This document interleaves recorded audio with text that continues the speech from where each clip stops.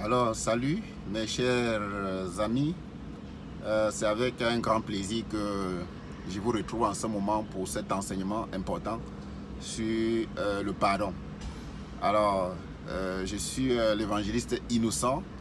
Je suis présentement dans la ville de Varennes, la province du Québec au Canada. Il est presque 14h30 en ce jour ensoleillé, ce jour d'été. Alors, avec un cœur rempli de joie et de reconnaissance pour le Seigneur, je pensais qu'il était important de partager un message très important tiré de la parole de Dieu. C'est un message qui est en lien avec le vécu quotidien de chaque personne. Tout le monde dans la vie fait face, n'est-ce pas, au problème de pardon. Alors, je voulais prendre quelques minutes de ton temps pour te parler du pardon. Alors, trouve-toi un espace approprié, calme pour écouter ce message. Et si tu as ta Bible, prends-la avec toi et tu vas en même temps avec moi lire les références bibliques qui vont servir, n'est-ce pas, des guides pour cet enseignement qui n'est pas une philosophie de l'homme, mais qui est juste, n'est-ce pas, la parole de Dieu expliquée sous d'autres formes. Alors, le pardon. C'est quoi le pardon? Nous allons regarder ça dans ce message. Les deux types de pardon. Comment faire pour vivre le pardon chaque jour? Et c'est quoi la caractéristique des personnes, n'est-ce pas, qui ont ce don de vivre le pardon de Dieu? Qu'on le veuille ou pas, dans la vie, nous devrons être blessés. Les gens doivent nous causer du tort. Les gens doivent, n'est-ce pas, dire des choses de nous que nous n'avons pas faites. Ou alors, ce que nous avons fait, ils vont dire en amplifiant, en exagérant. Ou alors, ce que nous n'avons pas fait, ils vont peindre et dire que nous avons fait. Tout ça, ça va contribuer à nous blesser, à nous attrister et à créer en nous un esprit de revanche, un esprit de vengeance, un esprit d'amertume et de haine même contre ce genre de personnes. Et naturellement, émotionnellement, l'être humain a des émotions et puis c'est tout à fait naturel et normal qu'on se sente frustré, trahi par des personnes qui nous sont proches. De l'autre côté aussi, il y a des personnes dans la vie que nous avons blessées. De manière volontaire ou involontaire, qu'on le veuille ou pas, c'est arrivé à tout le monde. Nous avons blessé des gens par notre manière de parler, par un refus de leur donner quelque chose de très important qui devrait les aider. Ou alors en les trahissant, en disant des choses qui n'étaient pas correctes, en insultant, en mentant, en volant, toutes sortes de choses qui ont dû causer du tort dans la vie de quelqu'un. Alors, il y a deux types de pardon. Tout d'abord, avant d'entrer dans le vif du sujet, il y a le pardon qu'on demande aux gens parce qu'on les a blessés. C'est-à-dire que tu as fait du mal à quelqu'un, à un moment tu es conscient que si l'occasion t'est donnée, tu ne dois plus reprendre cela. Ok, ça veut dire que tu es convaincu que ce que tu as fait à la personne n'est pas bon. C'est quelque chose qui n'est pas correct. C'est quelque chose que tu regrettes. Tu vas vers la personne pour réconcilier, pour dire Seigneur, pour dire mon frère, ma soeur, j'ai fait ce qui n'était pas correct. Pardonne-moi. Si l'occasion m'est donnée, je ne le ferai plus. Pardonne-moi. Ça, c'est le pardon que tu peux solliciter de d'autres personnes. Ce sont des personnes que tu as blessées. Tu dois solliciter leur pardon. Tu dois demander à Dieu de te pardonner. Tu dois demander à cette personne physique de te pardonner. Deuxième type de pardon, c'est le pardon que, n'est-ce pas, tu dois donner aux autres. Il y a le pardon qu'on reçoit, il y a le pardon qu'on donne. Le pardon qu'on donne, qu'on accorde aux autres, c'est les personnes qui t'ont blessé consciemment. Et tu sais que ces personnes-là se sont déclarées tes ennemis. Ils ont fait des choses qui n'étaient pas correctes. Mais ces personnes n'ont pas le courage, la volonté de venir te dire « pardonne-moi ». Mais toi, tu es conscient que ces gens-là t'ont fait du mal. Mais c'est toi qui vas vers eux. Comme la parole de Dieu dit, si quelqu'un a péché contre toi, va vers lui. Donc tu pars vers la personne pour négocier la paix. Ça, c'est la deuxième dimension du pardon qui n'est pas donnée, qui n'est pas très facile. Ça prend une dimension de réconciliation, une dimension de maturité spirituelle pour comprendre cela et vraiment vivre ça au quotidien. Mais rapidement dans cette vidéo, nous allons dire quelque chose concernant cela pour vous aider, n'est-ce pas, à atteindre ce niveau. Et c'est quoi que c'est là même que le Seigneur voudrait qu'on soit.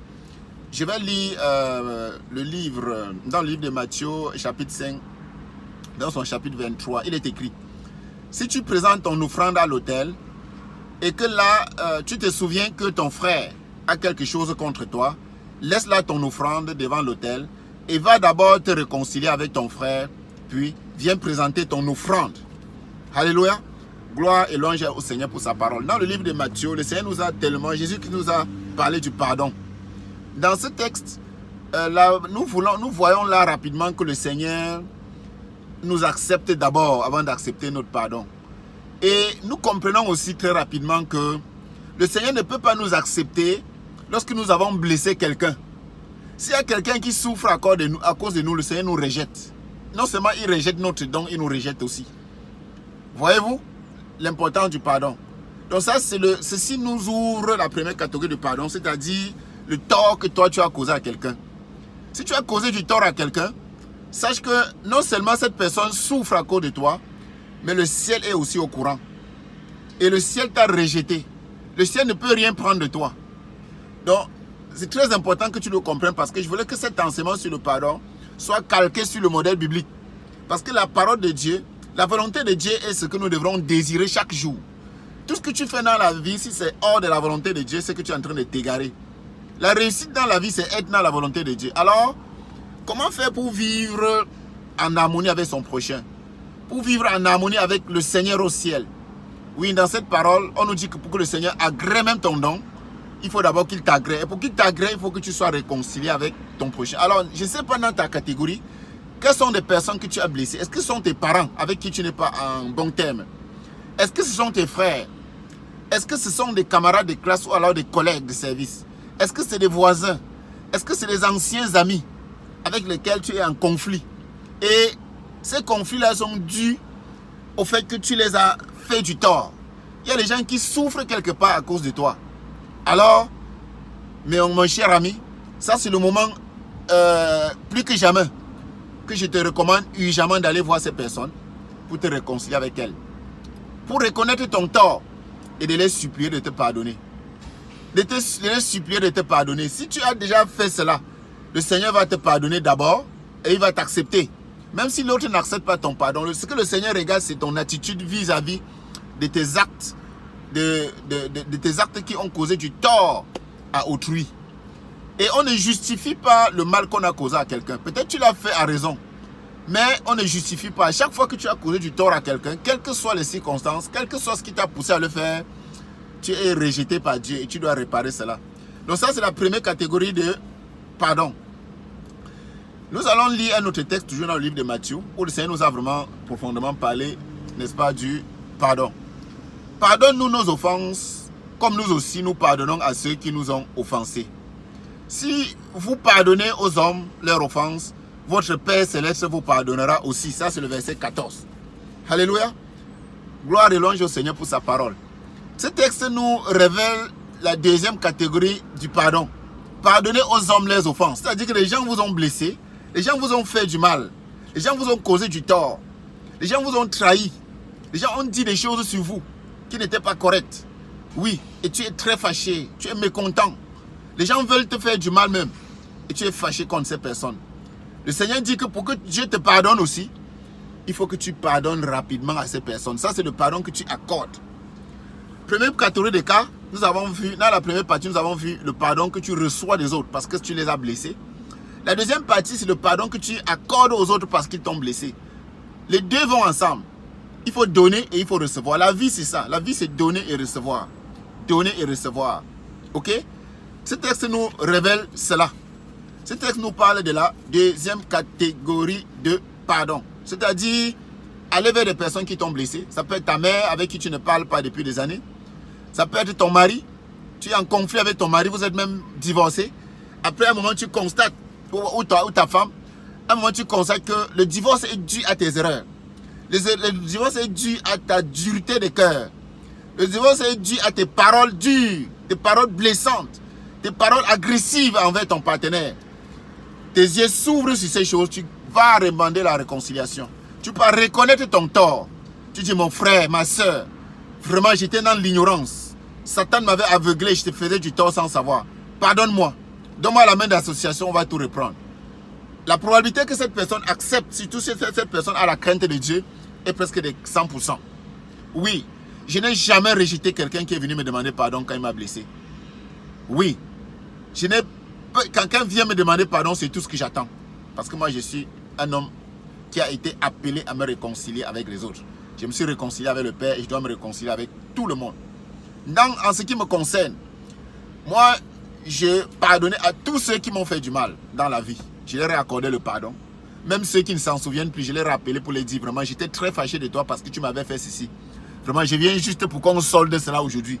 Retiens que je t'ai pardonné. Tu es devenu mon ami. Si tu me vois, salue-moi, embrasse-moi. J'ai oublié tout ça. Vraiment, allons de l'avant parce qu'il n'y a rien qui dépasse l'amour. La force de la réconciliation, c'est la force la plus puissante dans la vie. C'est ce que l'ennemi n'aime pas.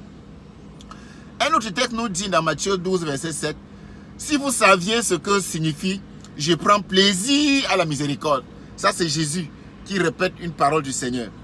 Alléluia. Le Seigneur prend plaisir à la miséricorde. La miséricorde, c'est le pardon que Dieu nous accorde. Parce que nous avons péché contre Dieu. Et nous avons irrité le cœur de Dieu.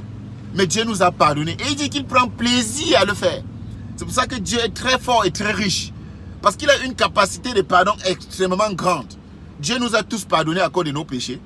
Et il a fait de nous ses enfants. Dieu m'a pardonné grâce à Jésus-Christ. Il a envoyé son Fils pour payer le prix de ma perdition, de tous mes péchés.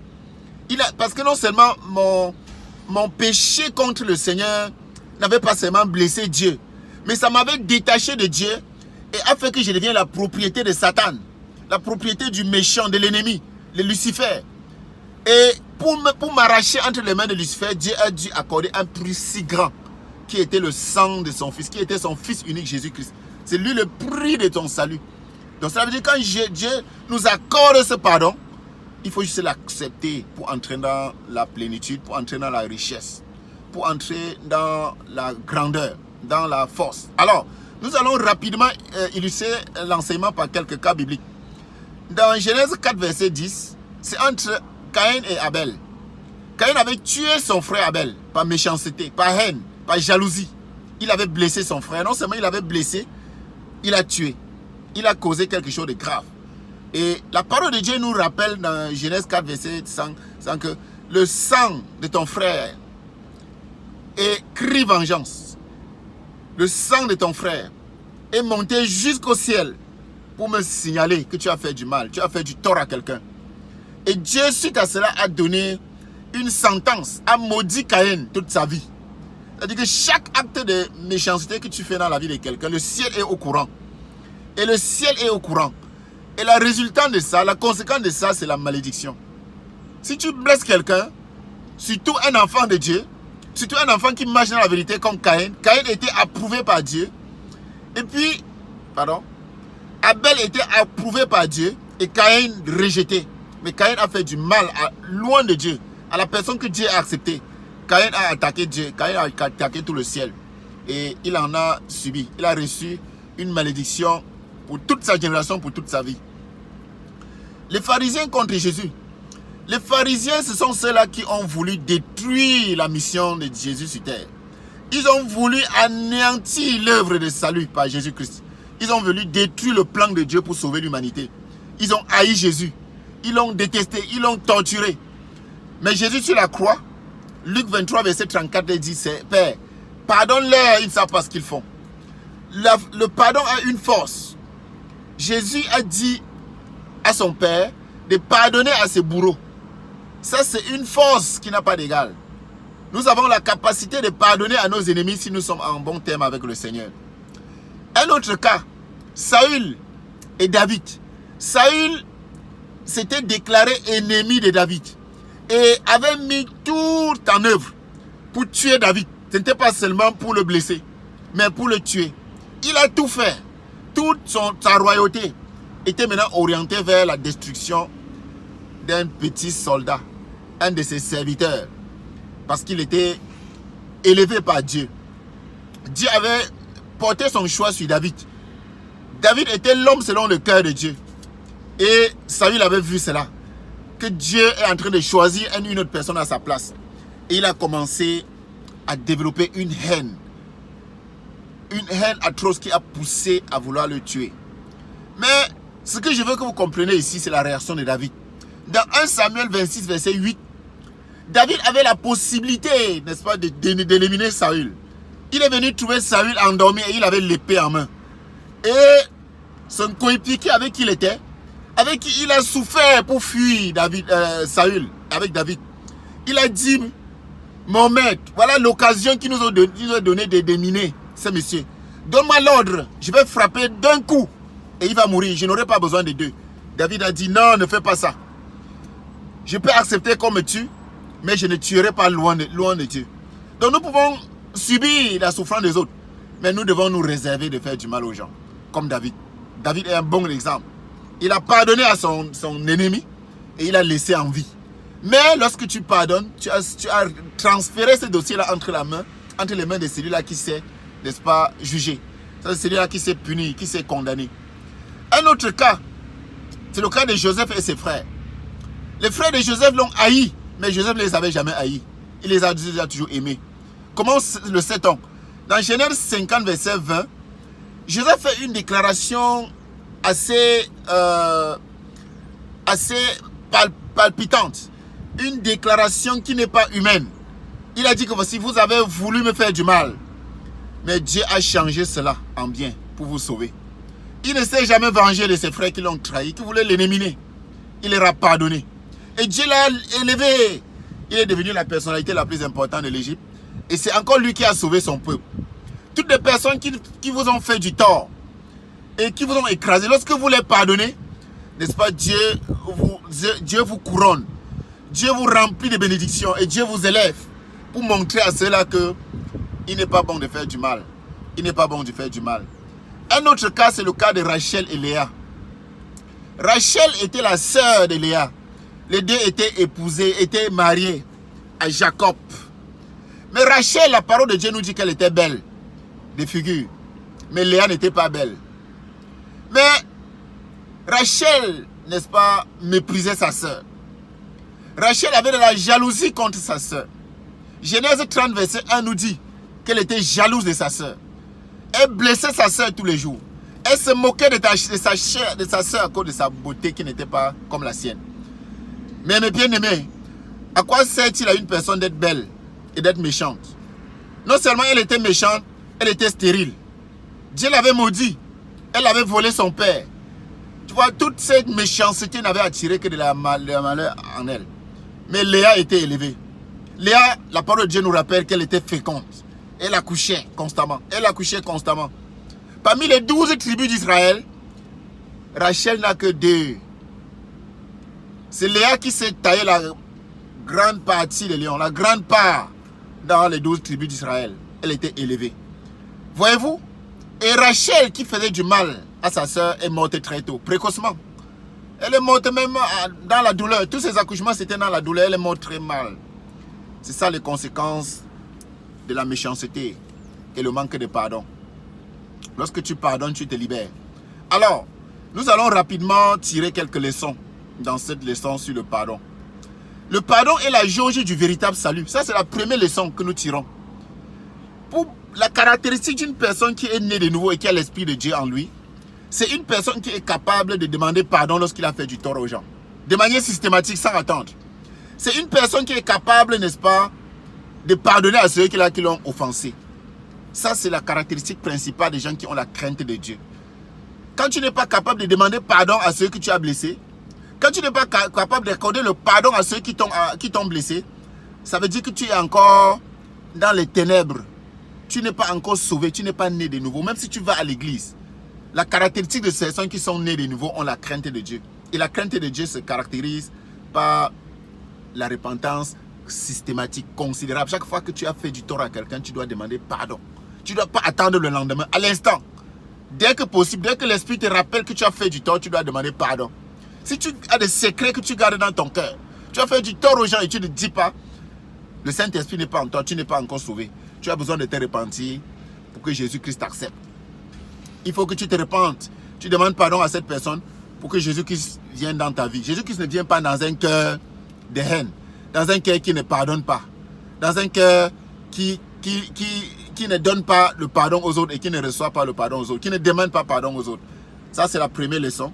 Le pardon, la pratique du pardon véritable et la jauge du véritable salut. Pour savoir que tu es né de nouveau, c'est lorsque tu as un cœur qui pardonne facilement à tes ennemis et tu as un cœur qui accorde du pardon à ceux qui t'ont blessé. Deuxième leçon à tirer rapidement de cet enseignement sur le pardon. Le pardon est un indice remarquable de la bénédiction divine. Pour savoir qu'on est vraiment béni de Dieu, c'est lorsqu'on est capable de bénir les autres en les pardonnant. C'est lorsqu'on est capable de ne pas causer du tort à quelqu'un. Ok? C'est-à-dire, si tu sais que tu as fait du mal, tu répares cela très rapidement. Si tu sais que quelqu'un est fâché contre toi, tu regardes ça, tu dis, mon frère, j'ai fait ce que je n'aurais pas dû faire. Pardonne-moi. Pardonne-moi, dis-moi ce que ça coûte, je dois payer. Tu répares tes torts à chaque instant. Tu fais de telle sorte que tu sois réconcilié avec les gens autour de toi. Troisième leçon. Il faut s'équiper chaque jour. Ici, ce n'est pas une leçon, c'est une recommandation. Ça, c'est le troisième élément que nous tirons de cet enseignement sur le pardon. Chaque jour, mon cher ami, chaque jour, avant de sortir de ta maison, dès que tu te réveilles le matin, il faut prendre en main, dans ton cœur, dans ta poche, il faut prendre en toi, n'est-ce pas, l'âme du pardon. C'est quoi l'âme du pardon? C'est de décider et de demander à Dieu, Seigneur, permets que je ne blesse personne aujourd'hui, que je ne cause du tort à personne tout au long de la journée. Ça, c'est une âme, il faut demander ça à Dieu. Je ne veux causer du tort à personne tout au long de la journée, ni à mon enfant, ni à mon frère, ni à ma soeur, ni à mon patron, ni à ma collègue, ni à quelqu'un dans la rue. Je ne causerai du tort à personne, je ne vais pas mentir, je ne vais pas voler, je ne vais rien faire qui puisse causer du tort dans la vie de quelqu'un. Ça, c'est une arme efficace que tu dois mettre dans ta poche chaque matin, chaque jour avant de sortir. Ça, c'est une prière que tu peux demander à Dieu. Seigneur, donne-moi cette arme ce matin pour que je ne cause du tort à personne. Deuxième arme, c'est décider de pardonner systématiquement à tous ceux-là qui t'ont blessé. Alléluia. Deuxième arme que tu mets en poche le matin avant de sortir. Et tu demandes ça à Dieu dans la prière. Seigneur, je veux que tous ceux-là qui me traitent mal, qui me blessent, que je les pardonne systématiquement, que je ne les garde pas dans mon cœur. Il faut être capable, n'est-ce pas, chaque jour, de libérer le pardon et de recevoir le pardon. Systématique, même ceux qui ne te donnent pas, tu dis que tu les as accordés. Quelqu'un te doit quelque chose, tu dis que non, tu ne m'as pas donné ça, mais je te donne. Tu m'as blessé, ça m'a fait mal, mais je te pardonne. Ok?